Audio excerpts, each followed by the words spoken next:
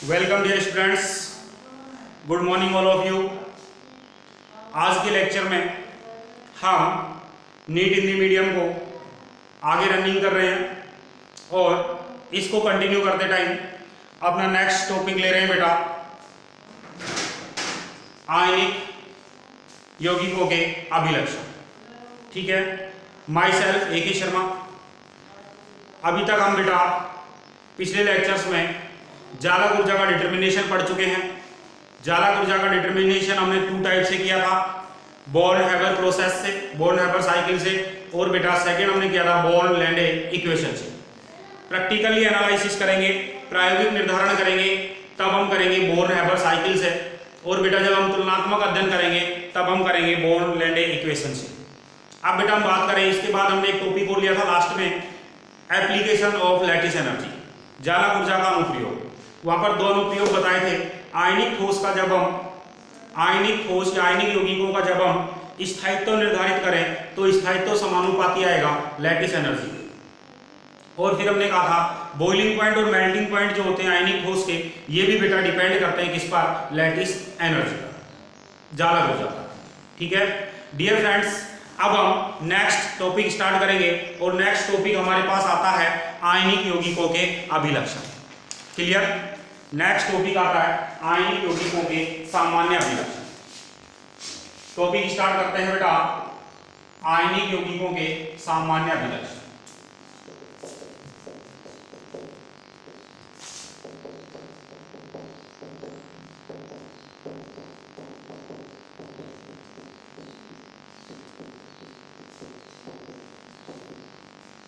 ठीक है, आयनिक यौगिकों के सामान्य अभिलक्षण में नंबर फर्स्ट में बात कर लूं बेटा, आयनिक यौगिक जो होते हैं ये क्रिस्टलीय होते हैं। कैसे होते हैं? क्रिस्टलीय। यानी कि पहला हो गया आयनिक यौगिक क्रिस्टलीय संरचना के होते हैं, क्रिस्टलीय संरचना में होते हैं। हमने 12th क्लास के सॉलिड स्टेट में पढ़ा था बेटा, ठोस हमारे पास दो होंगे, क्रिस्टलीय और अक्रिस्टलीय। तब हमने कहा आयनिक ठोस जो है ये किस प्रकार के हैं, क्रिस्टलीय होंगे। ठीक है बेटा। सेकंड हम बात कर लें बेटा कि इनके बॉइलिंग पॉइंट और मेल्टिंग पॉइंट, बॉइलिंग पॉइंट और मेल्टिंग पॉइंट बेटा हाई होंगे और शार्प होंगे, तीक्ष्ण होंगे, उच्च होते हैं और बेटा क्या होते हैं, तीक्ष्ण होते हैं। क्लियर? नेक्स्ट हम बात करेंगे थर्ड पॉइंट पर। थर्ड पॉइंट हम बात कर लें कि बेटा ये कठोर होते हैं और कठोर होने के साथ साथ ये ब्रिटल नेचर के होते हैं, यानी कि भंगुर होते हैं। यानी कि हमने कहा ये कठोर व भंगुर प्रकृति के होते हैं। भंगुर प्रकृति का मतलब हो गया किसी भी आयनिक यौगिक को बेटा ऊपर से गिराओ ये आसानी से टूट जाएगा। NaCl का एग्जांपल लो, NaCl सॉलिड देखा होगा सबने, इसको ऊपर से गिराएं ये आसानी से टूट जाएगा। क्लियर? यानी कि कैसी प्रकृति का हो गया, भंगुर प्रकृति का हो गया। ठीक है, फिर मैं बात कर लूं बेटा नंबर 4। नंबर 4 पर मैं आपसे कहूंगा कि आयनिक यौगिक जो है, इंपॉर्टेंट पॉइंट है बेटा, ध्यान रखना, आयनिक यौगिक ठोस अवस्था में, कौन सी अवस्था में, ठोस अवस्था में वैद्युत के अचालक होंगे, वैद्युत के अचालक होंगे। लेकिन बेटा विलयन या मोल्टन स्टेट में, गलित अवस्था में ये वैद्युत के क्या होते हैं, चालक होते हैं। क्लियर? क्यों होते हैं बेटा, ये रीजन क्या है? तो हमने कहा ठोस अवस्था में इनमें मुक्त आयन नहीं होते। ठोस अवस्था में आयनों के बीच इलेक्ट्रोस्टैटिक फोर्स रहेगा, आयनिक बंध बना रहेगा, स्थिर वैद्युत आकर्षण बल रहेगा, जिसके कारण आयन मुक्त नहीं होते और मुक्त आयन अनुपस्थित होने के कारण ये विद्युत के अचालक होते हैं। लेकिन विलयन या गलित अवस्था में ये फोर्स ऑफ अट्रैक्शन जो था, इलेक्ट्रोस्टैटिक फोर्स, ये बेटा ब्रेक हो जाएगा, डिक्रीज हो जाएगा, और ये ब्रेक दुर्बल होने के कारण ये आयन मुक्त हो जाएंगे और मुक्त आयन स्वतंत्र गति करके विद्युत का क्या करेंगे बेटा, चालन करेंगे। क्लियर? फिर बेटा नेक्स्ट नंबर 5 पे हम बात कर लें, 5 पे हम बात कर लें इनके शीतलन वक्र। तो बेटा शीतलन वक्र हम कहेंगे कि इनके शीतलन वक्र जो होते हैं असतत होते हैं, डिसकंटिन्यूअस होते हैं। मैंने कहा बेटा कि यहां पर मैं टेम्परेचर लेता हूं, यहां पर समय लेता हूं, मैंने गलित अवस्था में किसी भी आयनिक यौगिक को गलित अवस्था में लिया, ए स्टेट में है, ये गलित अवस्था है। अब इसको बेटा मैं ठंडा कर रहा हूं तो ये एक अवस्था टेम्परेचर कम होगा और यहां बी पर बेटा इसका टेम्परेचर कम होना रुक जाएगा। कब तक टेम्परेचर में कमी नहीं होगी बेटा? जब तक ये कंप्लीट रूप से सॉलिड में नहीं बदल जाता। ठीक है बेटा। अब यहां पर ये कंप्लीट रूप से सॉलिड में बदल गया, सी पर कंप्लीट सॉलिड बदलते ही फिर बेटा इसका टेम्परेचर कम होने लगेगा, यानी कि इस तरीके का कर्व आएगा। और ये जो टाइम हो गया बेटा, ये सॉलिडिफिकेशन टाइम कराएगा, ठोस के निर्धारण का समय हो गया, जिसको हम कहेंगे सॉलिडिफिकेशन टाइम।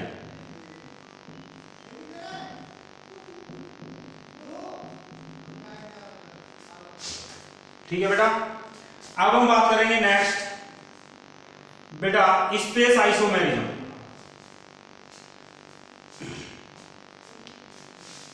तब हम कहेंगे बेटा ये स्टीरियो आइसोमेरिज्म या स्पेस आइसोमेरिज्म नहीं दर्शाएंगे। क्यों नहीं दर्शाएंगे? स्पेस आइसोमेरिज्म और स्टीरियो आइसोमेरिज्म, क्योंकि बेटा आयनिक बॉन्ड जो है,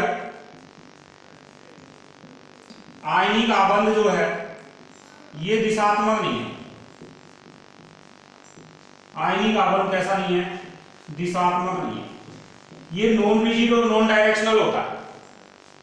ठीक है। दिशात्मक होता तब हम कहते हैं कि ये स्पेस आइसोमेरिज्म शो करेगा, लेकिन बेटा ये दिशात्मक नहीं है, इसलिए बेटा ये स्पेस आइसोमेरिज्म या फिर मैं कह दूं स्टीरियो आइसोमेरिज्म शो नहीं करेगा। क्लियर?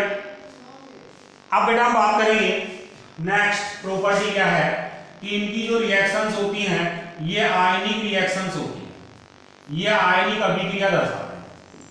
कौन सी अभिक्रिया दर्शाते हैं? आयनिक अभिक्रियाएं दर्शाते हैं। और आयनिक अभिक्रियाएं बेटा फास्ट होती है, तीव्र गति की अभिक्रियाएं होती हैं, तात्कालिक अभिक्रियाएं होती हैं। जैसे बेटा मैंने कहा Na2SO4 की रिएक्शन BaCl2 के साथ कराई, तो ये तो बेटा तुरंत आयनाइज होकर Na+ आयन SO4 -2 आयन बनाएगा, ये आयनाइज होकर के Ba+2 आयन बनाएगा और Cl- बनाएगा।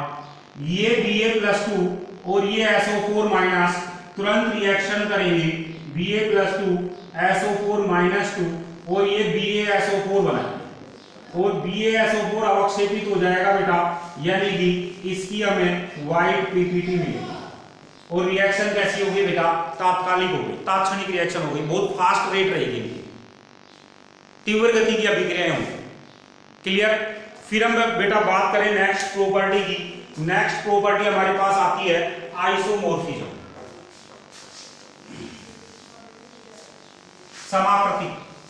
समाकृतिकता, आइसोमॉर्फिज्म।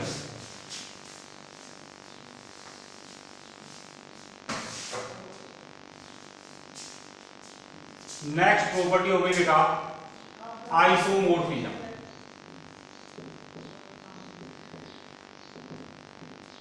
ठीक है। आइसोमॉर्फिज्म मैंने क्या कहा? कुछ आयनिक यौगिक हैं, आयनिक यौगिक जिनमें एक तो बेटा इलेक्ट्रॉनिक संरचना सेम हो, इलेक्ट्रॉनिक संरचना, या फिर बेटा मैं कह दूं क्रिस्टलीय संरचना समान होती है।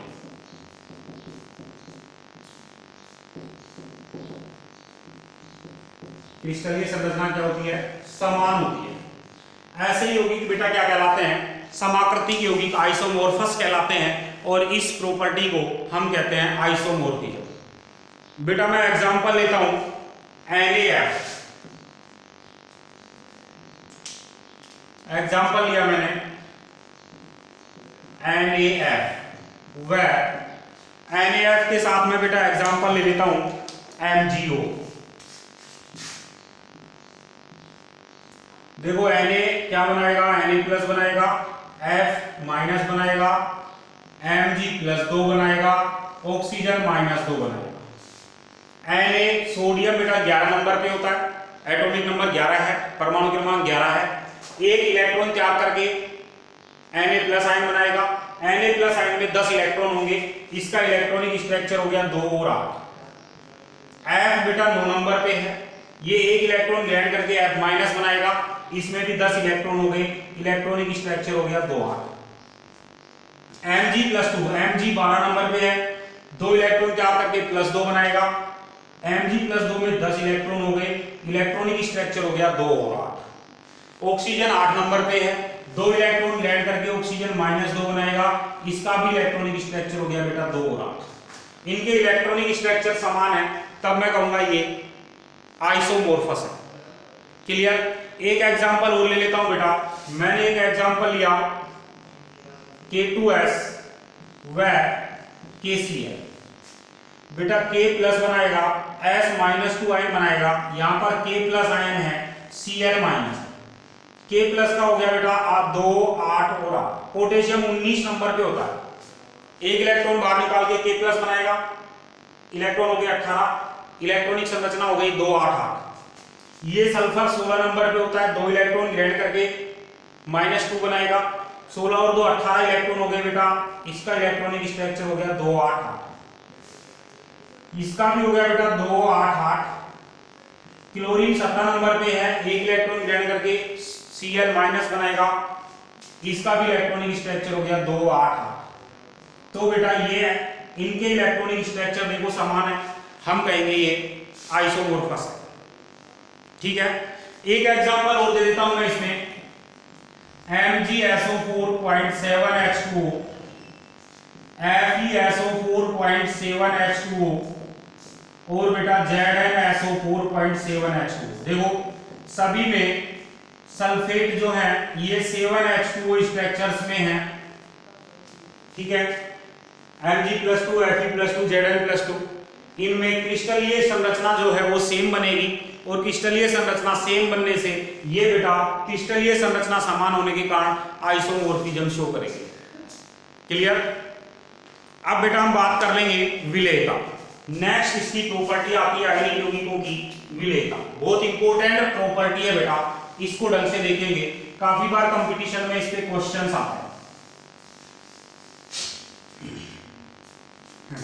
बिल्कुल टेंशन लेने की जरूरत नहीं, ठीक है, क्लियरली समझ में आएगा बहुत अच्छे तरीके से। काफी एग्जांपल हम इसके करेंगे। मैंने पॉइंट लिया बेटा विलेयता। नेक्स्ट प्रॉपर्टी चल रही है विलेयता। विलेयता की बेटा हम बात करें तो हम कहते हैं like dissolve like, like dissolve like, समान समान को घोलता है। हम बेटा किसी भी यौगिक को घोलेंगे तो हमारे पास एक यौगिक है, कौन से यौगिक अभी देखेंगे। दूसरा हमारे पास बेटा घोलने के लिए जो अवयव होगा उसको हम नाम देंगे विलायक। अब बेटा मैं आपसे कह दूं यौगिक ध्रुवीय है, ध्रुवीय कह दूं या आयनिक कह दूं, विलायक भी बेटा ध्रुवीय है, तब मैं कहूंगा बहुत आसानी से घुल जाएगा।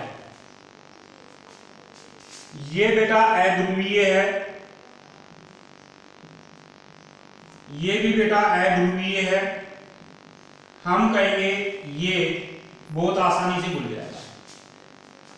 लेकिन बेटा यदि ये ध्रुवीय है यौगिक और विलायक बेटा अध्रुवीय हो, या उल्टा कह दूं यौगिक अध्रुवीय हो और विलायक बेटा ध्रुवीय हो, इन दोनों कंडीशनों में मैं कहूंगा विलेयता जो है वो कम होगी या नहीं होगी। ठीक है, समान समान को घोलेंगे। देखो ध्रुवीय प्लस ध्रुवीय दोनों की नेचर समान है, घुल जाएगी। अध्रुवीय प्लस अध्रुवीय दोनों की नेचर भूल जाएंगे। लेकिन बेटा ध्रुवीय प्लस अध्रुवीय या अध्रुवीय प्लस ध्रुवीय अलग अलग प्रकृति के, तब अल्पविलेय या अविलेय होंगे। क्लियर। अब बेटा हम बात करेंगे कि यहां पर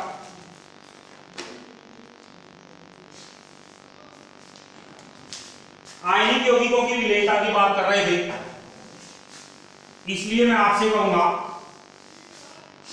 आयनिक यौगिक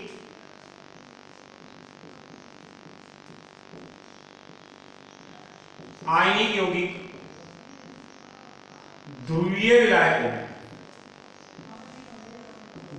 विलायकों में मोर सोल्यूबल होंगे, अधिक विलेय होंगे।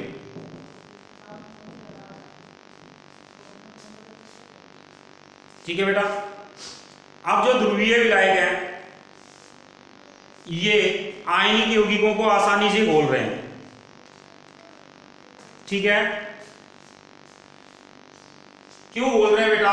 ध्रुवीय विलायक जो है इनमें जो डाइलेक्ट्रिक कांस्टेंट होता है ये उच्च होता है।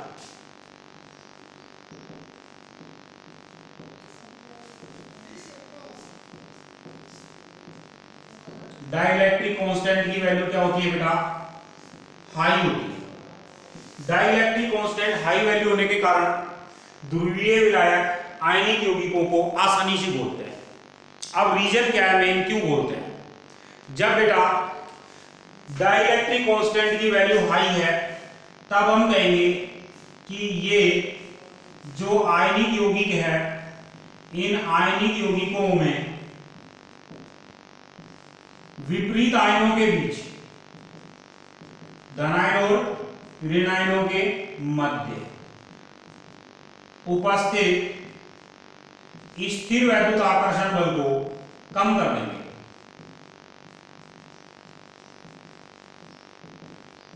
स्थिर वैद्युत आकर्षण बल को डिक्रीज करेंगे और स्थिर वैद्युत आकर्षण बल डिक्रीज हो जाएगा, तब ये आयन्स बेटा आसानी से घुल जाएंगे।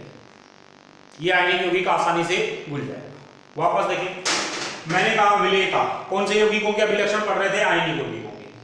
तो मैंने कहा बेटा लाइक डिसोल्व लाइक, समान समान को घोलता है। हमने कहा आयनिक यौगिक जो है ये ध्रुवीय विलायकों में अधिक विलेय होंगे। क्यों होंगे बेटा? क्योंकि ध्रुवीय विलायक जो है इनके डाइलेक्ट्रिक कांस्टेंट की वैल्यू उच्च होती है, इस कारण से आयनिक यौगिक इनमें घुलते हैं। अब पूछ लिया जाए घुलते क्यों है? डाइलेक्ट्रिक कांस्टेंट ऐसा क्या करता है कि इनके ये अधिक विलेय होंगे? तब बेटा हमने क्या कहा, डाइलेक्ट्रिक कांस्टेंट जब हाई है, उच्च है, तो ये आयनिक यौगिकों में जो धनायन और ऋणायन है इनके बीच जो अट्रैक्शन फोर्स डेवलप हो रहा है पहले से, कौन सा? Electrostatic force. इस इलेक्ट्रोस्टैटिक फोर्स को डिक्रीज कर देंगे।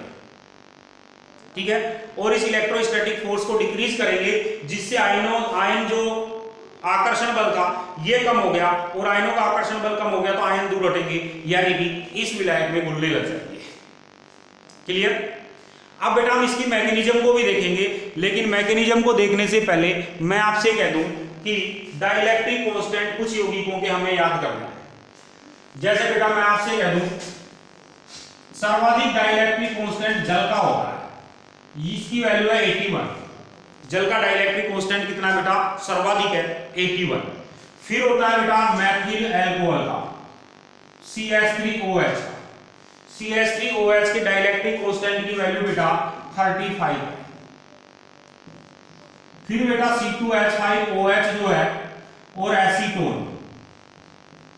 कैसीटोन, एसीटोन, इन दोनों के डाइलेक्ट्रिक कांस्टेंट लगभग बराबर हैं। इसके 27, इसके 27। कंपैरेटिवली क्वेश्चन आ जाए, ध्यान रखना, एसीटोन में 26.9 के समथिंग होगा और बेटा एथिल अल्कोहल में 27, यानी कि एसीटोन में तुलनात्मक रूप से थोड़ा सा कम रहेगा एथिल अल्कोहल से। फिर बेटा बात कर रहे हैं ईथर के लिए। ईथर के लिए हो गया बेटा 4.1, और बेटा फिर बात कर लें एयर के लिए, और एयर का होता है 1। एयर का डाइलेक्ट्रिक कांस्टेंट 1।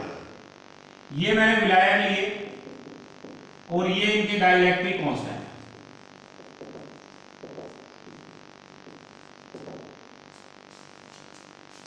तब हम कहेंगे बेटा सर्वोत्तम विलायक कौन है? जल है। क्यों है? क्योंकि बेटा वाटर के लिए डाइलेक्ट्रिक कांस्टेंट है 81, सर्वाधिक है। क्लियर? अब बेटा हम बात करेंगे इसकी मैकेनिज्म की, विलेयता की क्रियाविधि क्या है।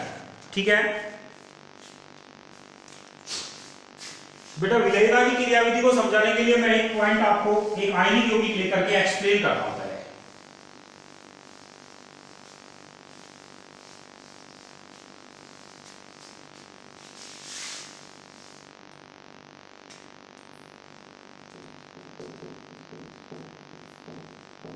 विलेयता की मैकेनिज्म, क्रियाविधि।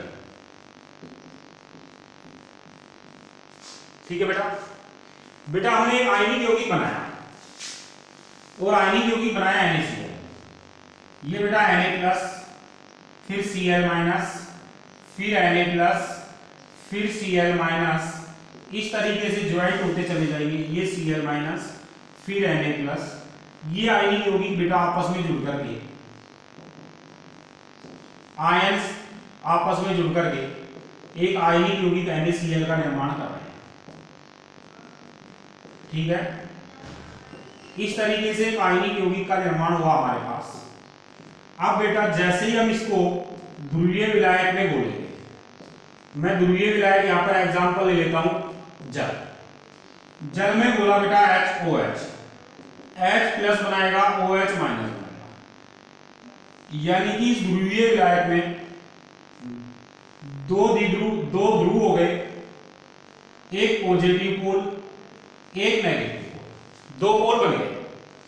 अब बेटा ये जो है ध्रुवीय विलायक का जो अणु है, इस अणु के द्वारा जो आयन्स है, इन आयनों को कवर किया जाता है। इस द्विध्रुव का जो विलायक का है, इस द्विध्रुव अणु का पॉजिटिव सिरा आयनिक यौगिक के ऋणायन के चारों तरफ एक आकर्षण बल डेवलप करेगा, यानी कि Cl- के चारों तरफ इस द्विध्रुव का विलायक के द्विध्रुव का पॉजिटिव पोल जुड़ता चला जाएगा और पॉजिटिव पोल इसके चारों तरफ बेटा जुड़ेगा। तब मैं आपसे कहूंगा इस पॉजिटिव पोल और इस ऋणायन के नेगेटिव के बीच एक अट्रैक्शन फोर्स डेवलप होगा और बेटा ये अट्रैक्शन फोर्स जो है ये इस Cl का Na के साथ जो अट्रैक्शन था इसको कम कर देगा। ये इधर अट्रैक्शन फोर्स ज्यादा लगेगा तो इसका बेटा विपरीत आयन के साथ जो यौगिक में अट्रैक्शन फोर्स था, इलेक्ट्रोस्टैटिक फोर्स, ये कम हो जाएगा। इसी प्रकार से इस ध्रुवीय विलायक के जो ध्रुवीय अणु है, इसका नेगेटिव पोल धनायन के साथ अट्रैक्शन फोर्स डेवलप करेगा और बेटा अब इस धनायन में भी वही प्रक्रिया होगी कि इस धनायन का ये जो इलेक्ट्रोस्टैटिक फोर्स था ये कम होता चला जाएगा और जब आयनिक यौगिक में इलेक्ट्रोस्टैटिक फोर्स डिक्रीज होगा तब हम कहेंगे बेटा कि ये आयन्स जो हैं दूर हटेंगे और विलायक में घुलते चले जाएंगे। इसको मैं ऐसे बना दूं बेटा, ये Cl-, इसके चारों ओर विलायक के ध्रुवीय अणु के पॉजिटिव और नेगेटिव पोल इस तरीके से, पॉजिटिव पोल इसकी तरफ व्यवस्थित होगा और बेटा इस तरीके से ये पॉजिटिव, ये नेगेटिव, ये पॉजिटिव और ये नेगेटिव, ये पॉजिटिव और ये नेगेटिव। ऐसे ही बेटा Na+ जो था, इस Na+ अणु के चारों ओर फिर बेटा ये विलायक के ध्रुवीय अणु जो है ये इसके साथ इसका नेगेटिव पोल जो है ये बेटा इसकी तरफ व्यवस्थित होगा और नेगेटिव पोल व्यवस्थित होगा। तब हम कहेंगे कि ये नेगेटिव पोल व्यवस्थित होकर के और इसके इलेक्ट्रोस्टैटिक फोर्स को बेटा कम कर देगा।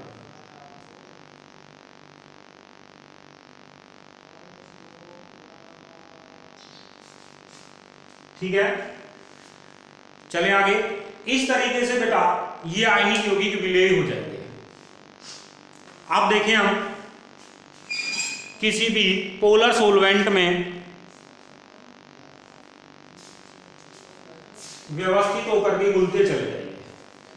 अब बेटा मैं आपसे बात करूं, हमने क्या कहा कि हमारे पास ध्रुवीय विलायक है, ध्रुवीय विलायक के अणु द्विध्रुव का कार्य करेंगे।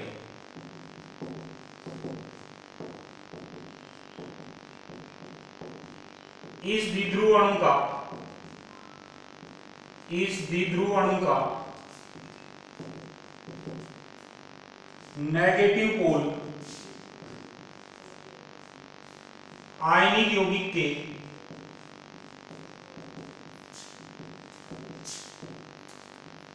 धनायन के साथ तथा पॉजिटिव पोल, पॉजिटिव सिरा आयनिक यौगिक के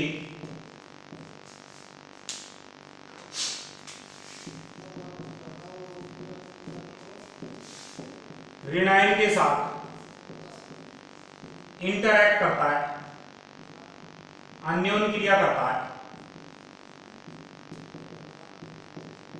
जिससे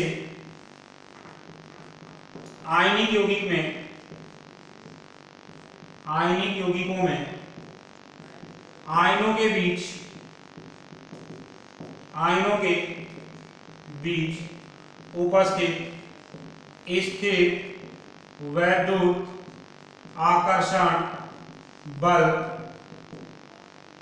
कम हो जाता है तथा ये आयनिक यौगिक ध्रुवीय विलायक में घुलने लग जाता है।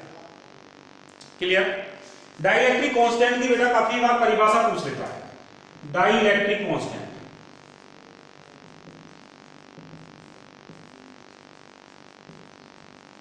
तो हमने क्या कहा बेटा, जिसका डाइलेक्ट्रिक कांस्टेंट ज्यादा होगा वो ये अन्योन क्रिया ज्यादा करेगा, स्थिर वैद्युत आकर्षण बल को कम करेगा। तो डाइलेक्ट्रिक कांस्टेंट जो है ये एक इसकी कैपेसिटी है। कौन सी कैपेसिटी है? जो आयनिक यौगिक में उपस्थित स्थिर वैद्युत आकर्षण बल को कम करती है। ठीक है, तो मैं कहूंगा डाइलेक्ट्रिक कांस्टेंट विलायक द्वारा आयनिक यौगिकों में उपस्थित स्थिर वैद्युत आकर्षण बल को कम करने की क्षमता उस विलायक की डाइलेक्ट्रिक कांस्टेंट कहलाएगी। उस विलायक का क्या कहलाएगी? Dielectric constant.